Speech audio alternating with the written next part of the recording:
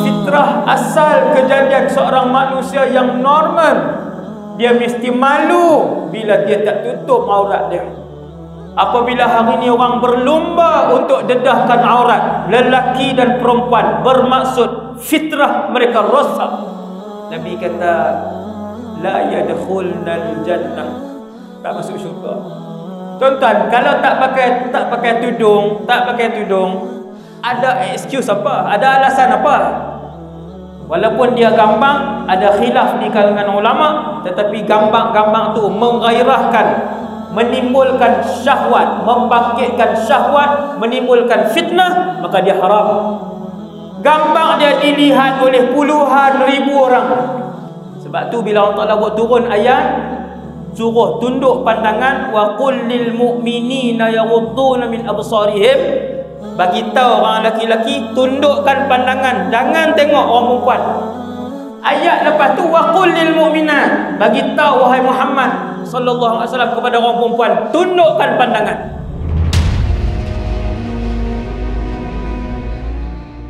Malam ni tak ada tajuk special pun. Tapi kebetulan malam ni kira ceramah terakhir lah sebelum PKP. Kedah okey lagi, PKPB. Pulau Pinang PKP. Jadi tuan-tuan yang dirahmati Allah sekalian, kita bercakap tentang satu tajuk yang penting. Sebenarnya tajuk yang saya nak cakap pada malam ni iaitulah aurat, jenayah dedah aurat di sisi Allah Subhanahu wa taala. Tajuk ni puluhan ustaz dan para pendakwah dah hurai panjang lebar. Tuan-tuan tengok dalam YouTube pun banyaklah orang dah bercakap, para pendakwah sudah perjelaskan kepada masyarakat. Dan apabila melihat di sekeliling kita,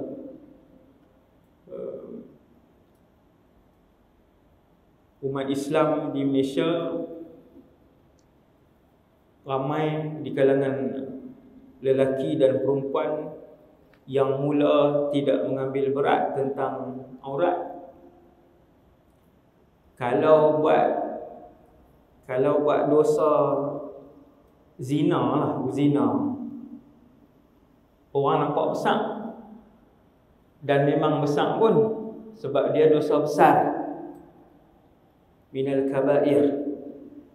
Tapi kalau tak pakai tudung biasa, dia jadi biasa. Berzina di Malaysia pun nak jadi biasa lah. Cuma saya nak beritahu kat tuan-tuan, kalau masyarakat kita lah ni poin nombor 1. Kalau mencuri pun di sisi undang-undang pun salah, di sisi agama pun dosa besar. As-sariqah, dia panggil as-sariqatu, dosa besar. Dan orang akan pandang berat. Tetapi berbeza dengan tidak menutup aurat, jadi biasa. Menteri pun ada tak tutup aurat, keluarga diraja pun ada tak tutup aurat, menteri besar pun, keluarga pun ada yang tak tutup aurat. Saya sebut sebagai tanggungjawab saya sekali je. Esok Allah Ta'ala tanya, saya dah sebut kepada pemimpin, saya pernah sebut.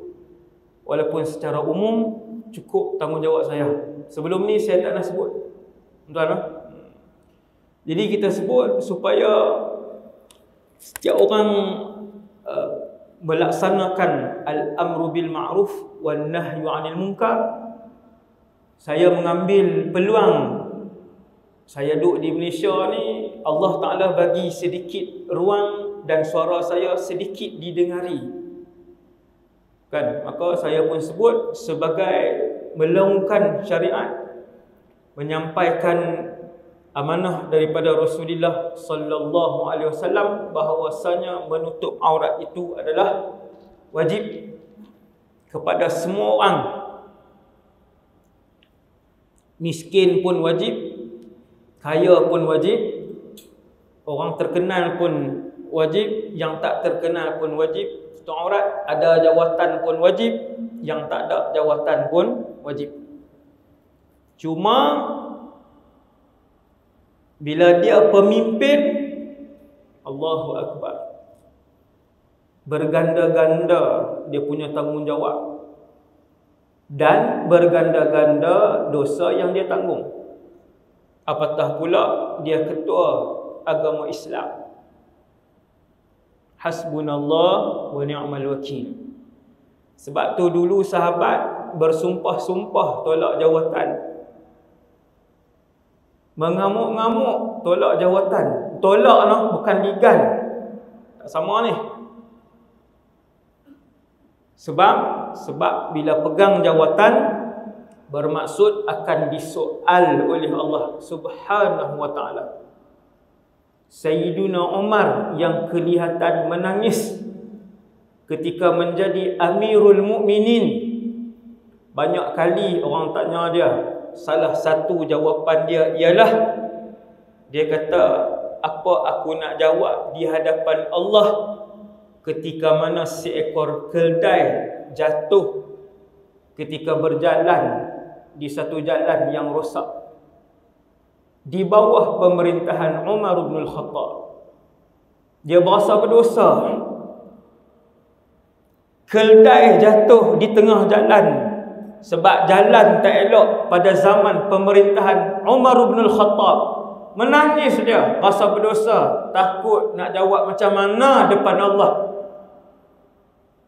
Kita jadi ketua negeri, ketua negara, keluarga tak pakai tudung. Hasbunallah wa ni'mal wakil. Besar tu, besar. Sangat besar. Innaha la amanah, sesungguhnya ia adalah amanah. Jawatan ni. Wa innaha yaumal qiyamati la nadamah. Nabi kata sesungguhnya ia pada hari kiamat itu adalah penuh dengan penyesalan. Sebab tu sementara masih bernafas, pakat-pakat laksanakanlah tanggungjawab yang paling dekat sekali dalam keluarga masing-masing. Saya mulakan dengan kisah Nabi Adam dan juga Sayyidatuna Hawa alaihassalam di dalam syurga. Pasal aurat lah ni, bukan cerita pasal mereka makan apa dalam syurga. Nabi Adam manusia pertama, Sayyidatuna Hawa manusia kedua. Laki-laki pun wajib tutup aurat, orang perempuan pun wajib tutup aurat. Bila baca tajuk ceramah tutup aurat, orang nampak perempuan. Sebab tu orang laki-laki keluar pakai seluar ketat, main bola pakai seluar pendek, dia tak berasa apa. Dia tak berasa yang tu dosa besar.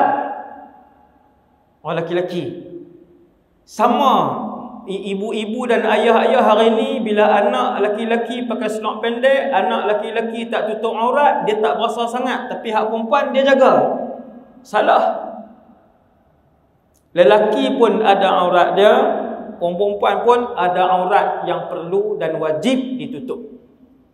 Aurat ialah anggota badan yang wajib ditutup dan haram dilihat oleh orang lain.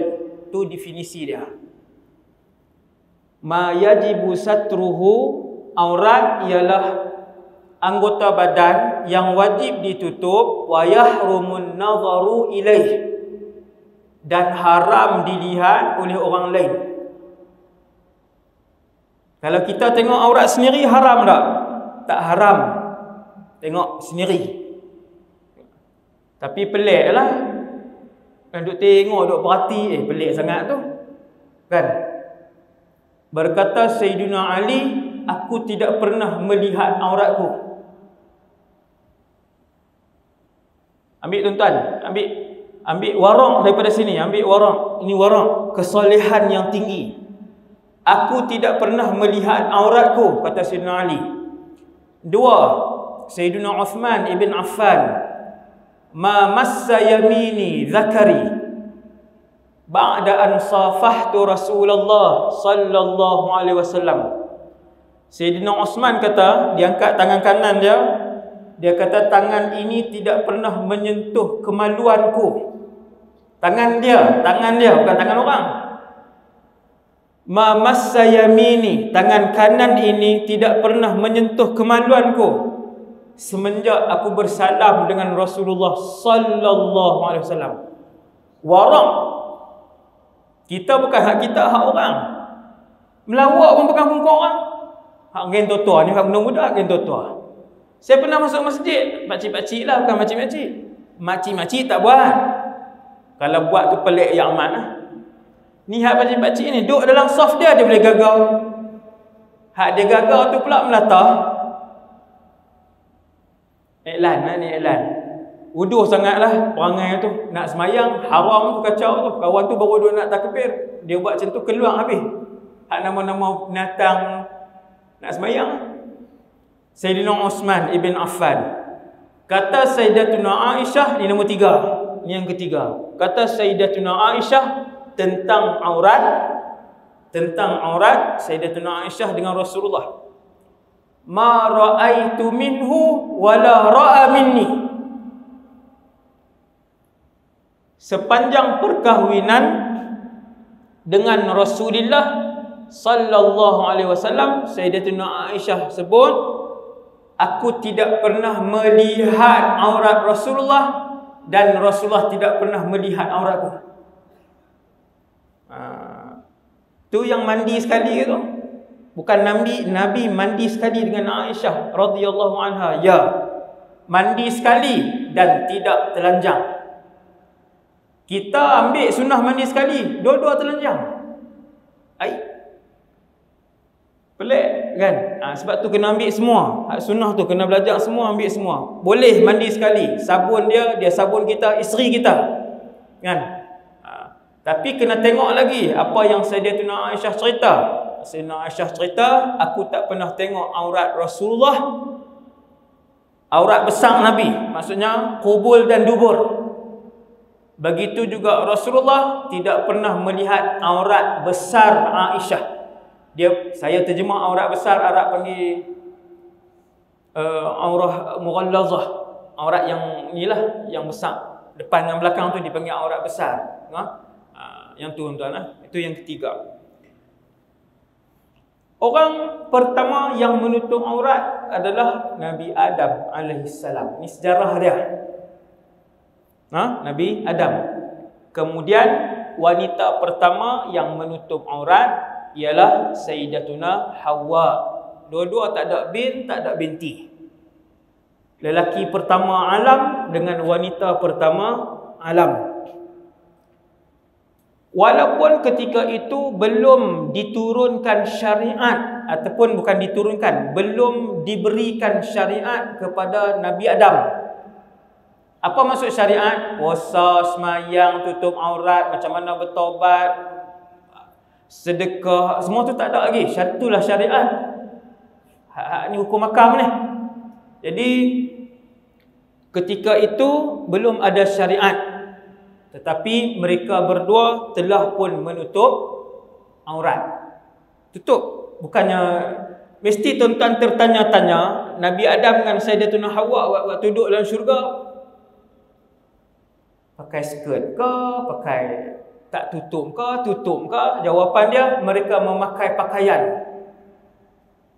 Sehinggalah hari Nabi Adam alaihissalam dengan Hawa alaihissalam makan buah daripada pohon yang dilarang oleh Allah Subhanahu wa taala. Yang tu semua orang tahu cerita tu. Tak payah cerita malam ni. Daripada ratus bilion pokok yang ada dalam syurga, ratus bilion tu saya sebut contoh. Bilangan dia lebih. Bilangan dia lebih. Pohon dalam syurga. Saya selit iklan sikit. Siapa sebut subhanallah, walhamdulillah, wala ilaha illallah, wallahu akbar, Allah tanam satu pohon kepada dia dalam syurga. Tu selit tu iklan tu, teringat. No, iklan. Ni ceramah terakhir ni, ambil lah amalan-amalan kan. Tak balik beramai. Balik berkeluar tasbih, subhanallah walhamdulillah wala ilaha illallah wallahu akbar. Cukup 100 baru pegang handphone. No? Tengok benda penting. Setiap hari Nabi Adam dengan Hawa berpakaian sampailah wallahu a'lam, selepas berapa ratus tahun, wallahu a'lam, tak ada hadis. Saya cari berapa ratus tahun. Sampailah iblis sendiri goda, bisik kepada Nabi Adam, bisik kepada Hawa, bisik kepada Nabi Adam, bisik kepada Hawa.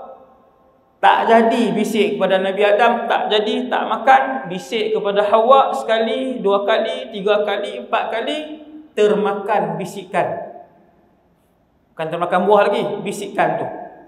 Jadi Sayyidatuna Hawa pun pujuk Nabi Adam alaihissalam. Tu cerita dia. Sayyidatuna Hawa pujuk Nabi Adam alaihissalam, kenapa Allah tak bagi makan sebatang pokok ni je. Tuan-tuan bayang tengok berapa ratus bilion pokok dalam syurga, semua boleh makan. Rasa dia sedap ustaz, rasa dia sedap. Makan buah pertama rasa lain, ambil buah kedua rasa lain. Makan kunyahan pertama sedap, kunyahan kedua lagi sedap. Nabi Adam dah rasa, Sayyidatuna Hawa dah rasa. Waktu mereka turun mai ke dunia, dekat-dekat nak meninggal, Nabi Adam teringat buah-buahan syurga. Nak dengar tak cerita dia? Tak payah, sebab panjang lagi. Dah lah tinggal setengah jam lah. Tuan-tuan, saya abang dah kat lepas malam ni. Saya. Tuan-tuan sekalian, jadi sampailah Sayyidina Hawa pun pujuk, bukanlah mesti buah ni sedap lagi ni. Padahal Nabi Adam dengan Hawa makan dah buah-buah lain, sedap dah. Sayyidina Hawa pujuk, makanlah mesti yang ni paling sedap. Sebatang pokok aja Allah Taala larang, jangan sentuh. Fala taqraba hadhihi syajarah, kata Allah. Hampa ada orang, fala taqraba, kamu berdua jangan dekati, bukan makan, dekat pun jangan. Akhirnya dipujuk oleh Sayyidatuna Hawa, maka makanlah Nabi Adam alaihissalam dengan Sayyidatuna Hawa. Fadallahuma bighurur, dengan sebab itu dapatlah ia menjatuhkan mereka berdua ke dalam larangan dengan tipu daya iblis. Tuan-tuan boleh tengok hak ni.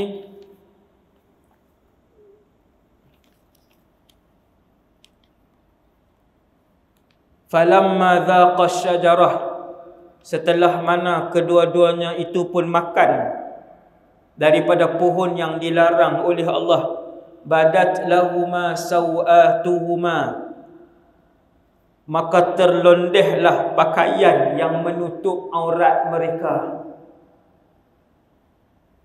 Nabi Adam dengan Hawa pakai apa? Pakai pakaian yang menutup aurat. Wa tafiqa yakhsifani 'alaihima min waraqil jannah. Bila pakaian yang dipakai, pakaian, bukan pakai daun. Pakaian yang Nabi Adam dan Hawa pakai, boleh jadi pakaian tu daripada kulit, boleh jadi daripada bulu haiwan, pakaian. Terlondeh dengan sendirinya pakaian tu. Dia macam ni. Bila terlondeh dua-dua orang, tuan-tuan bayang tengok. Allah Ta'ala pun sebut mereka berlari mendapatkan daun-daun syurga untuk ditampal-tampalkan. Yakhsifan. Apa maksud yakhsifan? Kata para ulama tafsir, yakhsifan ni daun-daun syurga yang di ilsaq. Ilsaq ni dilekatkan. ma'a ba'dhiha ba'd. Depa pi kat pokok daun-daun syurga besar, ambil 1 helai, 2 helai, 3 helai, dia lekatkan, lekat. Jadi macam kain tu tutup. Kita kalau kita pakai seluar, telondeh, boleh tak angkat balik? Angkat balik lah. Angkat balik lah, kan susah pun. Tetapi pakaian tu telondeh dan tak boleh pakai dah. Subhanallah. Pakaian indah yang menutup aurat Hawa dan Adam alaihi wassalam. Waktu telondeh depa makan buah larangan syurga tu, telondeh tu tak boleh angkat dah. Sebab tu masing-masing tengok pokok, kawan ni pikuk ni, kawan ni pikuk ni, tarik daun syurga, daun dari pohonan syurga. Tarik berapa lai? Bila Allah sebut wa tafiqa yakhsifani min waraqil jannah, Allah Ta'ala sebut dalam kisah ni, depa ambil daun-daun tadi, depa lekat, maksudnya ambil banyak. Berapa helai wallahu alam, ambil beberapa helai, lekat, pakai jadi pakaian. Kata para ulama tafsir, syariat belum ada kewajipan menutup aurat ketika itu, belum ada. Kenapa mereka menutup aurat? Kenapa Adam dan Hawa malu bila dilondehkan pakaian mereka, bila terlucut pakaian mereka? Jawab para ulama, itulah fitrah seorang manusia yang normal.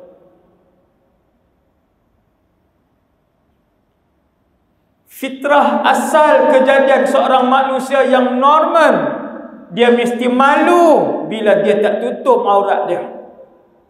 Apabila hari ini orang berlumba untuk dedahkan aurat, lelaki dan perempuan, bermaksud fitrah mereka rosak, jiwa mereka rosak.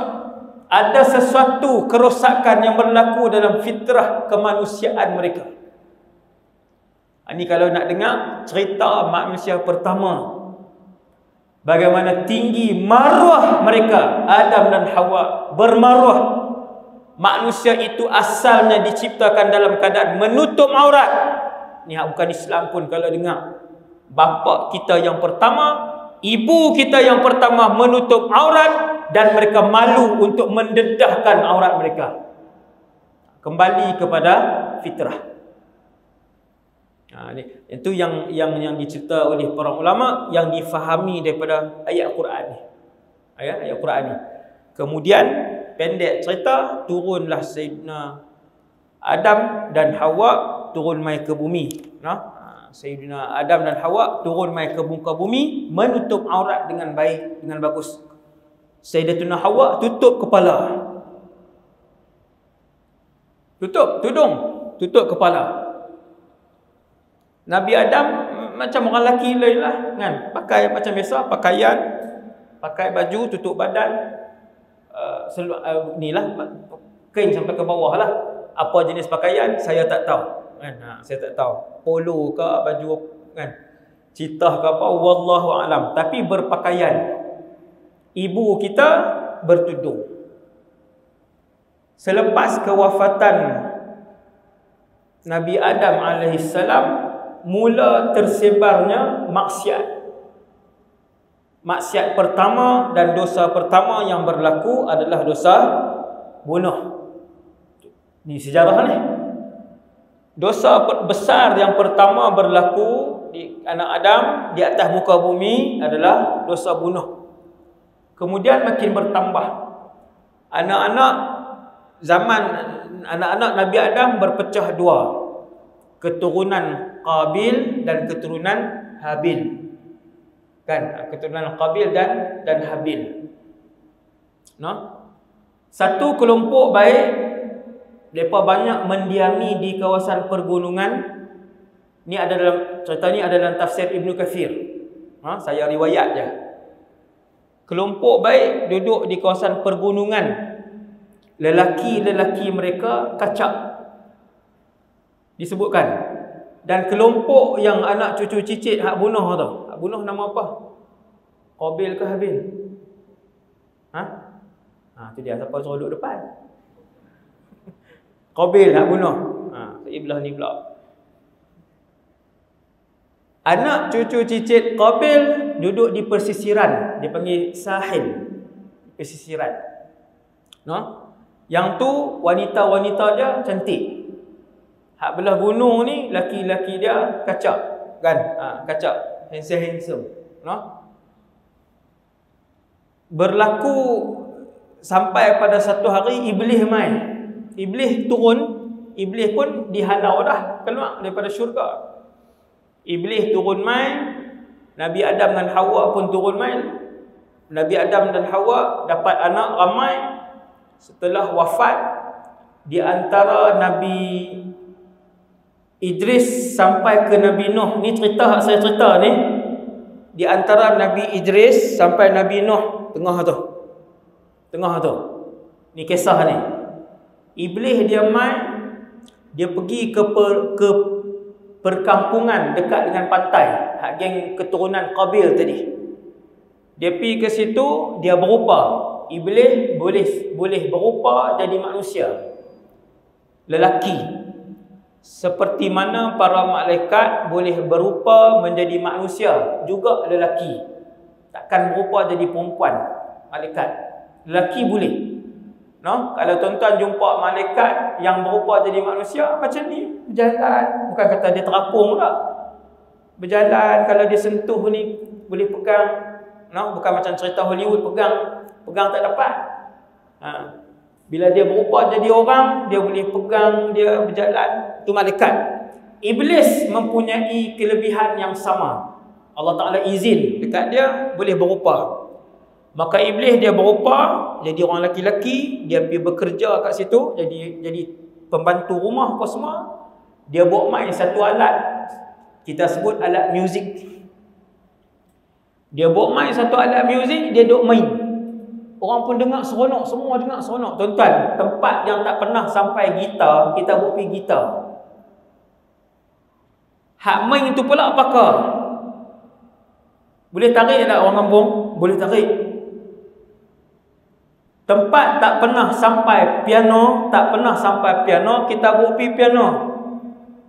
Lepas tu hak buat pergi tu pula pakar. Dia main. Jadi iblis ni dia buat pergi satu alat, wallahu alam benda apa. Tapi alat muzik.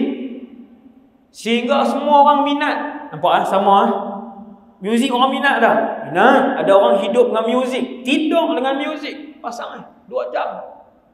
Hasbunallah wa ni'mal wakil. Betapa ruginya dia. Kalau dia pasang Quran pun seronok kan. Zikir ke selawat tak di telinga. No? Subhanallah. Muzik daripada zaman tu. Jadi orang pakak mai sampai jadi perhimpunan tahunan. No? Bila jadi perhimpunan tahunan, hak duduk bukit pun turun mai. Bila hak duduk bukit turun mai, hak laki-laki yang kacak ni turun mai, tengok perempuan-perempuan hak segak di bawah ni. Maka berkenan antara satu sama lain, mula berlaku lagi kemungkaran yang seterusnya kan. Dan ketika itu juga mula berlakunya al-jahiliyatul ula, jahiliyah yang pertama. Antara yang dihurai oleh para ulama tafsir, jahiliyah yang pertama itu berlaku pada zaman itu, iaitu mereka mula mendedahkan. Tuan-tuan tengok jahiliyah yang pertama dalam Quran ni, wala tabarrajna tabarrujal jahiliyatil ula. Janganlah kalian berhias-hias menampilkan diri dengan jahiliyah yang pertama, seperti jahiliyah yang pertama, bukan zaman Rasulullah. Sebelum tu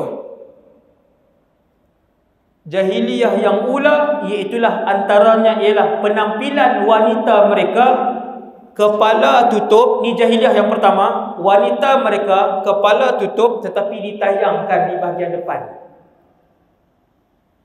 Kalau yang macam tu Allah Ta'ala panggil jahiliyah ula. Kalau hak macam hari ni, nak panggil apa ni? Hak macam hari ni punya orang perempuan, sebahagian wanita, sebahagian besar. Kalau zaman hari tu dedah depan ni, nampak tengkok apa semua ni, yang tu jahiliyah ula. Allah SWT sebut jangan buat macam tu. Ni kalau Nabi tengok yang hari ni, hasbunallah wa ni'mal wakil. Dengan sebab itu Rasulullah sallallahu alaihi wasallam sebut satu hadis. Nabi sebut apa, hak sinfan.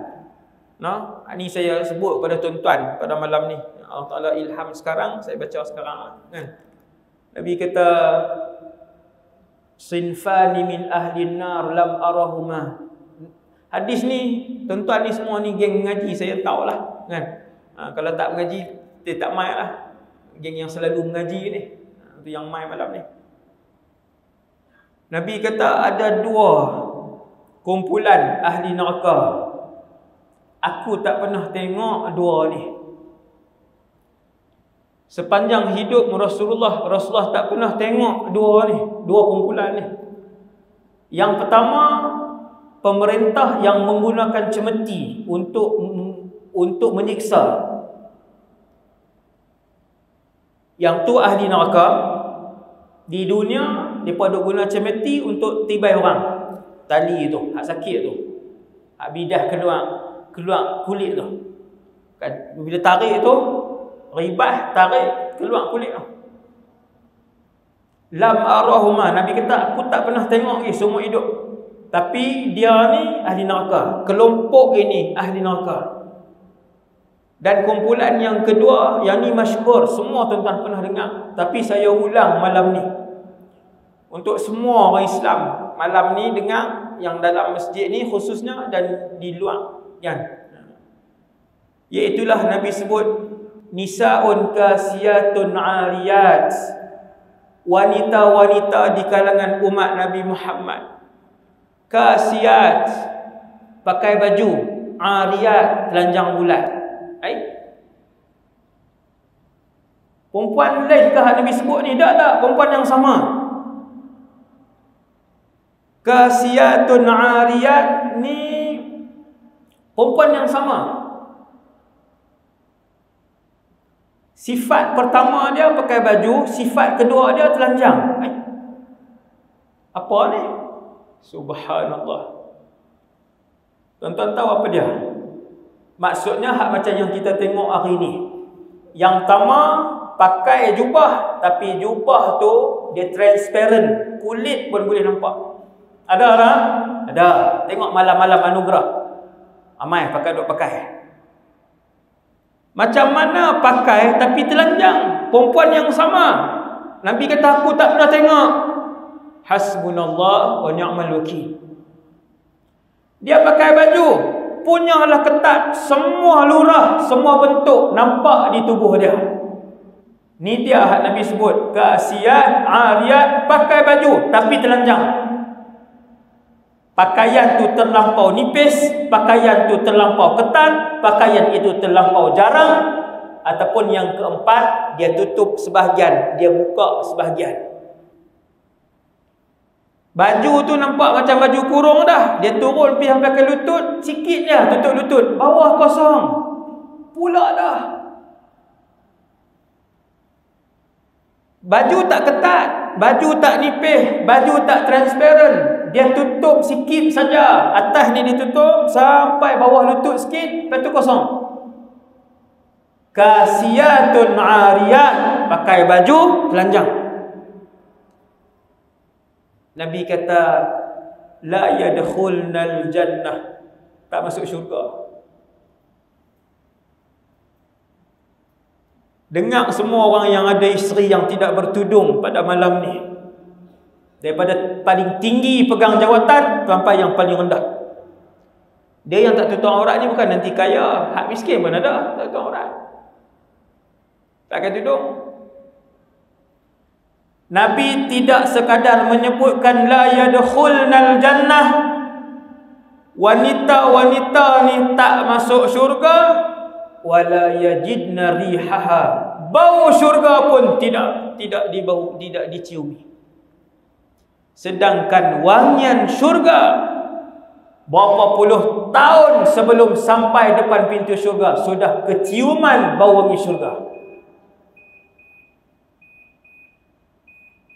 Tentang kita sini nak pergi ke pintu tu dalam 30 meter. 30 meter, tuan-tuan berjalan pergi tak ada seminit. Atas titi sirat, ni mahsyar, ni titi sirat. Tang ni syurga. Ni nak bagi mudah faham. Ni mahsyar, naik titik sirat, belah ni syurga, bawah neraka jahanam. Semua orang yang lintas titik sirat puluhan tahun, sebahagian ulama tafsir kata ratus tahun sebelum sampai depan pintu syurga, sudah bau wangi-wangian syurga. Bau dah. Wanginya. Nuh. Pintu syurga, bau wangi syurga. Maksudnya 2-3 hari ke? Bukan 2-3 hari, puluh tahun sebelum sampai dah bau. Wanginya syurga. Wanginya syurga. Nabi kata, perempuan-perempuan yang berpakaian tapi telanjang bukan saja tak masuk syurga, bau wangi syurga pun diharamkan oleh Allah Azza wa Jalla. Nah, maksudnya apa? Maksudnya nak bagi tahu awalnya depa ni jatuh ke dalam gaung neraka jahanam, wal iyad billah. Awalnya kumpulan-kumpulan wanita ini yang berpakaian tapi ketat, yang berpakaian tapi jarang, yang berpakaian tapi tak tutup habis. Awalnya mereka tergelincir masuk ke dalam neraka jahanam, bau pun tak ada. Sedangkan Nabi sebut, tak habis lagi hadis ni. Nabi kata sedangkan wangi syurga itu dapat dicium puluhan tahun sebelum sampai. No? Hasbunallah wa ni'mal wakil.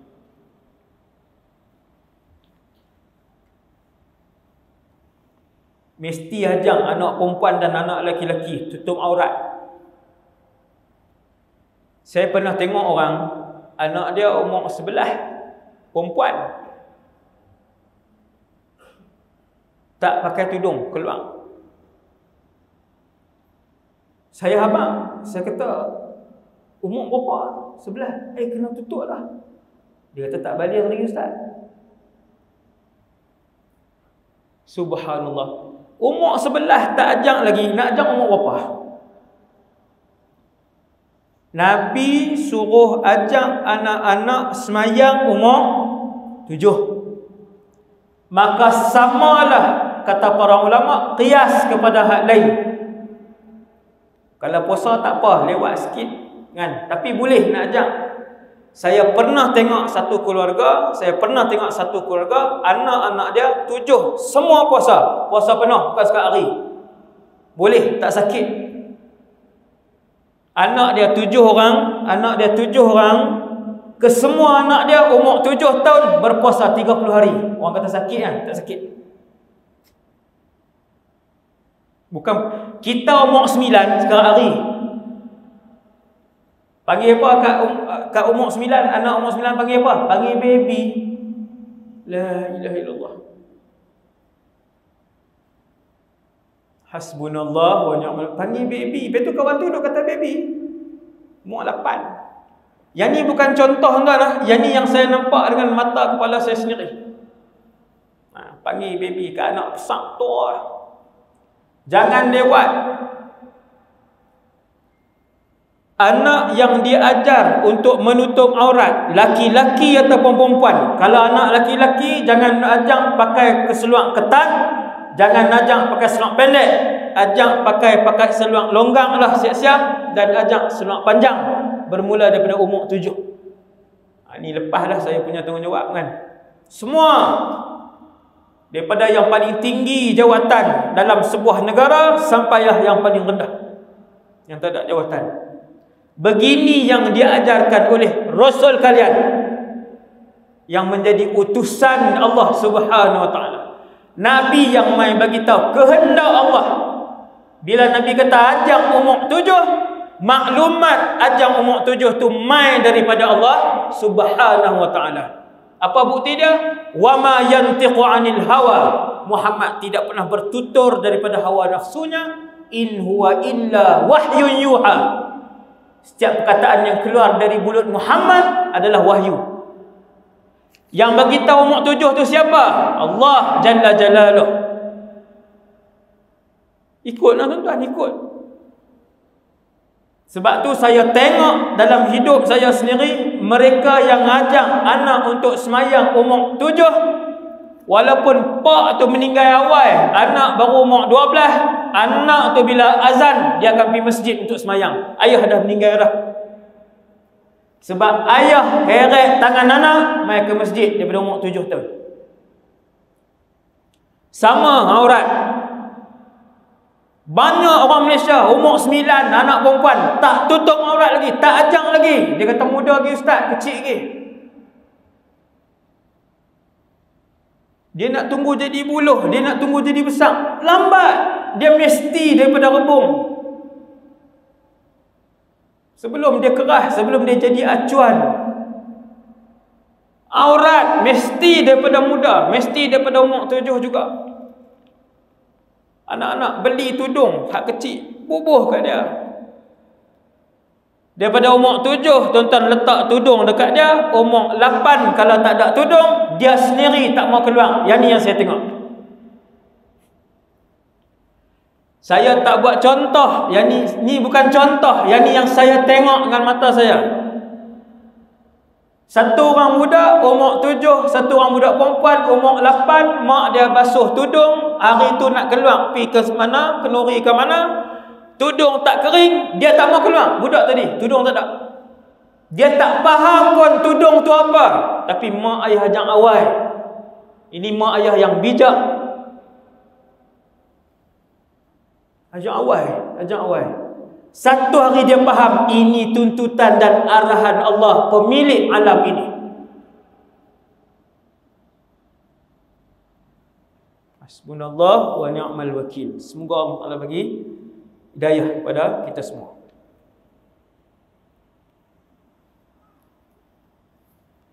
Itu tentang pendidikan aurat.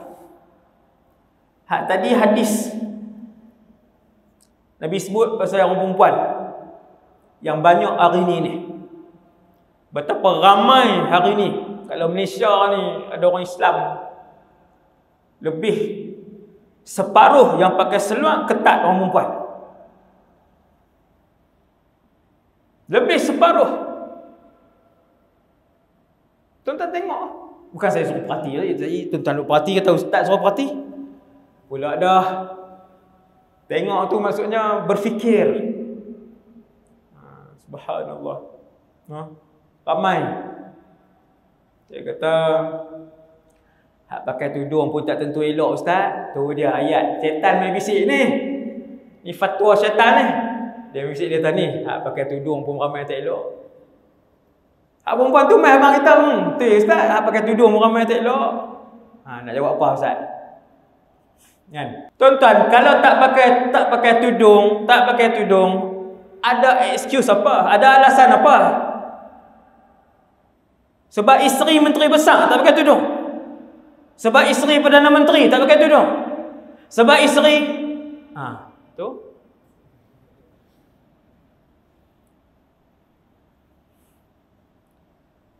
Memang hak pakai tudung pun tak semua tentu baik, betul. Tapi kalau mati dua orang ni, satu hak pakai tudung, satu hak tak pakai, kita tak tahu apa amalan mereka di belakang. Hak tak pakai ni confirm disiksa oleh Allah Azza wa Jalla, confirm. Sebab memang jelas dia buat maksiat. Memang jelas dia melakukan maksiat dan kemungkaran. Tak boleh timbang-timbang apa dah. Subhanallah wa ni'mal wakil. Itu orang lelaki, orang perempuan. Orang lelaki ada satu hadis. Juga hadis yang berat, juga berkaitan dengan aurat, iaitulah apabila betapa ramainya pada hari ini suami-suami dan ayah-ayah yang reda dengan anak-anak yang tak tutup aurat dan anak-anak yang duk tayang gambar-gambar yang tak tutup aurat dalam media-media sosial. Dia tak tahu Pak Ustaz. Dia tahu, si suami tahu isteri duk upload gambar tak tutup aurat. Si ayah tahu anak-anak perempuan dia, dua orang duk upload gambar-gambar tak tutup aurat.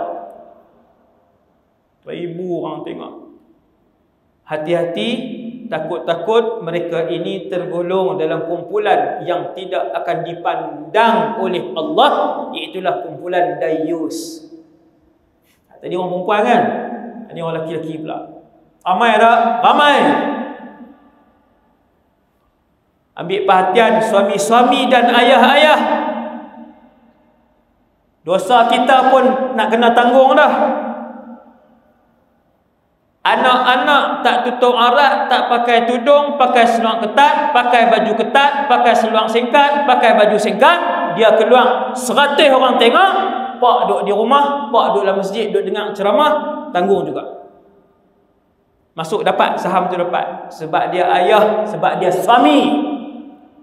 Berapa ramai hari ni isteri-isteri upload gambar, mendedahkan aurat, menggairahkan.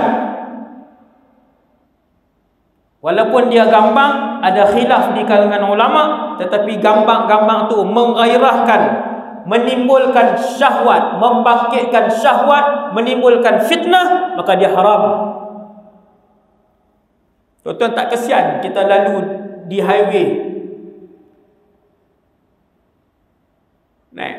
di highway tengok di billboard kanan kiri, laki pakai seluar ketat, perempuan tak tutup aurat. Gambar dia dilihat oleh puluhan ribu orang. Hasbunallah wa ni'mal wakil. Kalau iklan tu iklan deodorant, hak perempuan tu angkat ketiak, punya tak malu. Dia suami orang, dia mak orang, hak angkat ketiak tu tunjuk kat orang. Ratus ribu orang tengok ketiak dia, tengok aurat dia. Dah saya kata tengok ketiak, tudung pakai ke? Memang tak pakai lah, nak nampak ketiak macam mana? Kalau pakai tudung labuh, nak kena selak tudung labuh tu pula. Hasbunallah wa ni'mal wakil. Kalau pakai baju baru seksi, apa dia atas ayat tu? Ada kalau pakai baju apa? Kalau pakai jersey baru seksi. Tu dia ustaz perhati betul tu. Saya perhati tu sebab nak ceramah tajuk ni. Saya kesian. Orang lelaki ustaz, iklan tu iklan orang lelaki. Oh, orang lelaki tak ada aurat. Orang lelaki tak wajib tutup.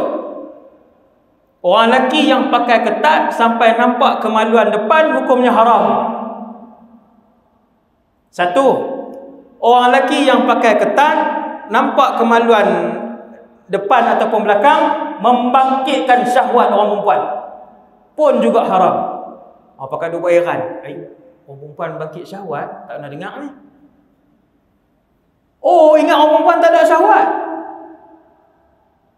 Ni ramai terlepas pandang. Dah kata perempuan tak ada syahwat, tengok tak ada rasa apa. Seperti mana orang lelaki bernafsu melihat orang perempuan, begitu juga orang perempuan bernafsu bila melihat orang lelaki yang berpakaian seksi. Sebab tu bila Allah Ta'ala buat turun ayat, suruh tunduk pandangan, wa qul lil mu'minina yaghudduna min absarihim, bagi tahu orang lelaki tundukkan pandangan, jangan tengok orang perempuan. Ayat lepas tu, wa qul lil mu'minat, bagi tahu wahai Muhammad sallallahu alaihi wasallam kepada orang perempuan, tundukkan pandangan.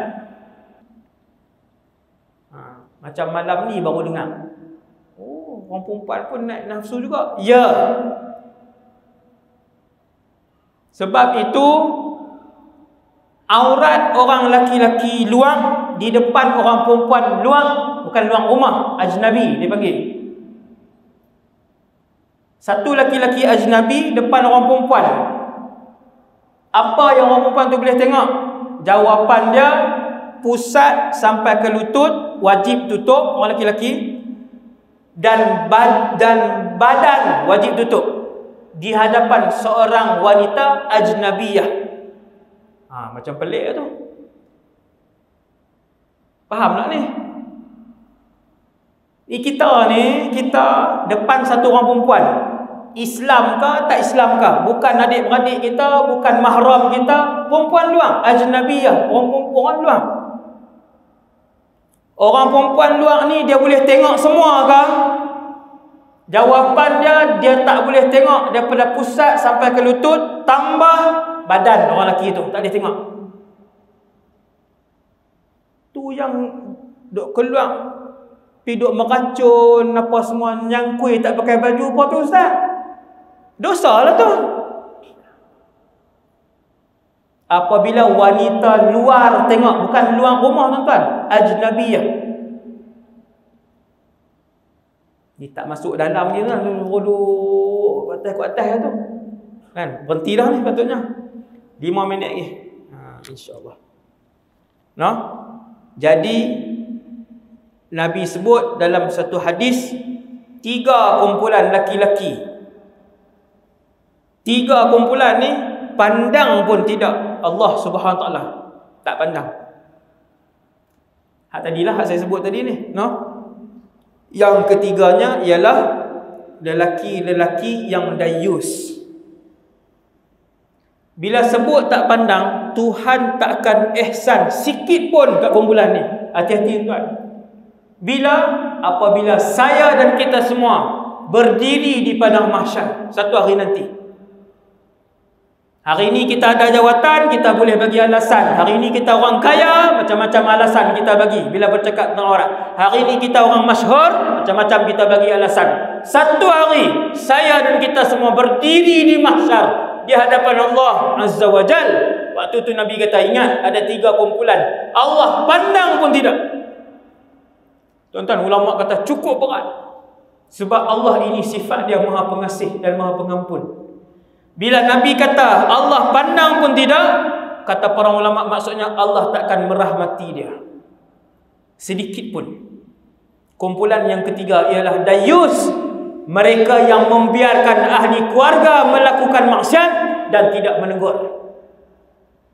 Dia tahu anak perempuan dia upload gambar tak tutup aurat, dia tak tegur. Dia tahu isteri dia upload gambar tak tutup aurat, dia tak tegur. Sama ada dia tak berani ataupun dia redha dengan isteri dan anak perempuan dia ataupun kakak dia sebagainya buat perkara tersebut. Banyak yang berlaku apa? Redha. Dia pergi ustaz berlambak semua buat macam tu.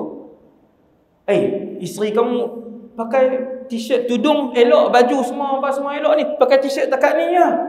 Dia kata berlambak ke orang lain teruk pada tu lagi. Pula dah berlambak ke orang lain pula dah. Hak orang lain tu bini hang kah? Tu kalau kena ayat ni kan. Kena belajarlah buah-buah tu. Hasbunallah wa ni'mal wakil. Hati-hati ayah-ayah dan suami-suami yang redha dengan tayangan gambar anak-anak isteri kita. Mulai malam ni. Ni saya habaq dah. Kan? Tak ada dah tajuk ni. Kan? Subhanallah.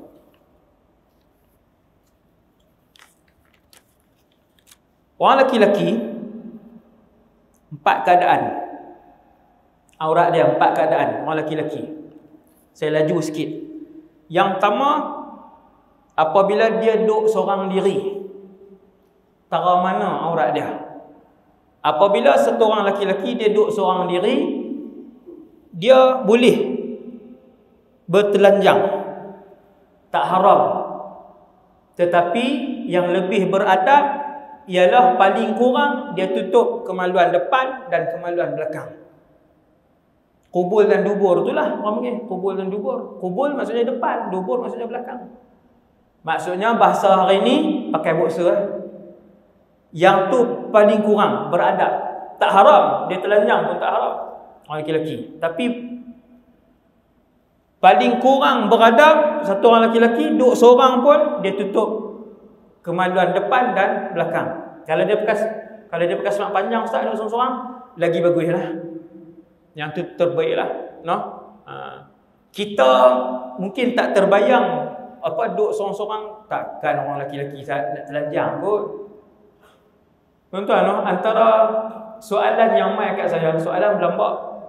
Banyak soalan setiap hari kan dalam Facebook. Ustaz, suami saya suka telanjang. Kita tak pernah dengar saya suami telanjang. Dia telanjang macam mana? Kalau lena mesti telanjang. Tak kata pakai boxer tak apa. Bukan boxer ustaz, tak pakai apa. Pula dah. Ada aurat tak suami dengan isteri ni? Tak ada. Suami boleh melihat seluruh tubuh isteri, tak ada aurat. Isteri boleh melihat keseluruhan tubuh suami, tiada aurat. Boleh. Cuma tidak beradab. Tidak beradab. Saya kata bubuhlah boxer kat dia waktu dia tidur tu. Tak mau buah pampers. Kan? Senang dah, tak pakai apa dah. Kali ikut ni, bukan dia dengar lah. So dia mangkit tu. Kan? Buat 3 kali tak pakai dah. Beli pampers hak XL tu, tak sungguh. Rupanya ada hak jenis ni, bukan satu. Mai yang kedua, mai yang ketiga. Ada banyak soalan kan hak jenis-jenis tu. Memang tidur dia buka semua. Pelik saya pun tak pernah jumpa. Memang tak pernah takkan nak jumpa pun. Tapi betul lah memang tak pernah jumpa. Soalan pun saya tak pernah dengar soalan tu kan. Tapi ada isteri-isteri yang bertanya kan, macam mana nak buat ustaz? Bubuh pampers. Sungguh insya-Allah. Kemudian laki-laki dengan wanita mahram, dengan mak ke, ni senang ni. Orang laki-laki kita dengan mak ke apa semua, pusat sampai lutut. Yang tu wajib tutup. Pusat sampai lutut. Boleh tak pakai baju depan mak kita, kak kita? Boleh. Tapi kalau depan wanita luar, tak boleh. Wajib tutup badan. Niat saya cerita tak sah. Tu nombor 2. Nombor 3, keadaan orang laki-laki, iaitulah laki-laki dengan wanita ajnabiyah, perempuan luar. Ni nombor 3 ni. Iaitu pusat sampai lutut dan badan wajib ditutup. Kemudian keadaan keempat, iaitulah dengan isteri, tiada aurat.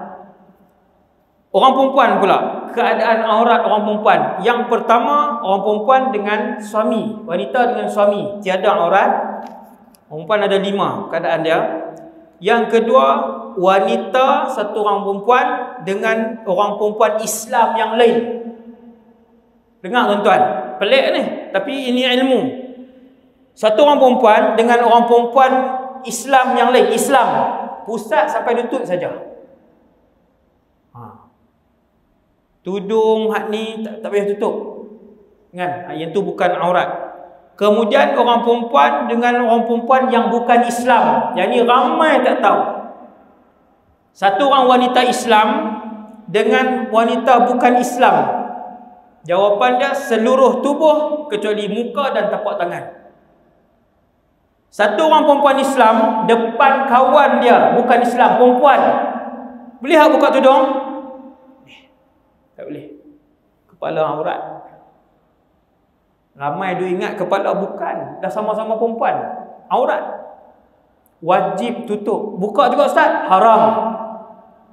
Hasbunallah wa ni'mal wakil. Itu yang ketiga. Yang keempat, orang perempuan dengan lelaki mahram, dengan ayah, dengan abang, adik laki-laki, pusat sampai lutut. Macam pelik tu. Tapi jangan buat lah. Walaupun dengan mahram kita, zaman hari ni tak boleh pakai lah. Zaman hari ni kena tutup kan. Macam-macam zaman hari ni. Tetapi hukum asal begitu.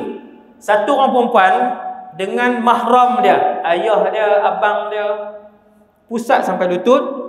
Dan yang terakhir, satu orang perempuan dengan lelaki luar.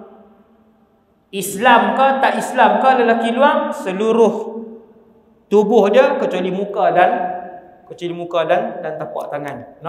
Jadi saya rasa yang tu saja untuk malam ni. Untuk malam ni ceramah kita. Semoga apa yang saya sampaikan ni mendapat iktibar daripada kisah yang berlaku waktu turun ayat hijab, ayat hijab turun kepada umat Islam zaman Rasulullah SAW. Hijab ni maksudnya tudung yang tutup semua dengan muka. Begitulah pakaian, kalau tuan-tuan tanya, pakaian zaman sahabat dan isteri-isteri Rasulullah sallallahu alaihi wasallam pakaian mereka ialah yang berwarna hitam. Pakaian muslimah pada zaman Rasulullah semuanya berwarna hitam, tutup sampai ke bawah. Kepala, muka semua tutup, hanya nampak ni je selepas turun ayat hijab. Hanya kawasan mata saja yang dijarangkan untuk melihat. Bukti dia para sahabat sebut apabila muslimat datang solat di Masjid An-Nabawi, kami tidak kenal isteri siapa wanita ini, isteri siapa wanita ini.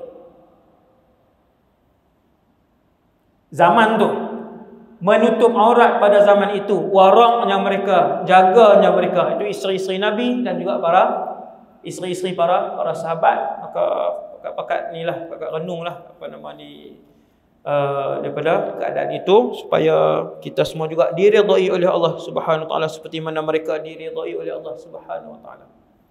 Yang baik daripada Allah, yang kasar dan salah tu daripada diri saya sendiri, kerana Allah Subhanahu wa taala insya-Allah saya membuat teguran, saya menyampaikan pesanan supaya nanti Allah Subhanahu wa taala apabila menyualkan saya yang tahu tentang ayat-ayat ini, yang tahu tentang hadis-hadis ini, saya akan menjawab di hadapan Allah, laqad ballaghtu, aku telah sampaikan kepada mereka wahai Allah.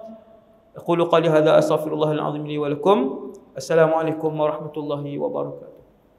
Bismillahirrahmanirrahim. Alhamdulillah. Wassalatu wassalamu ala Rasulillah wa ala alihi washabbihi wa ala.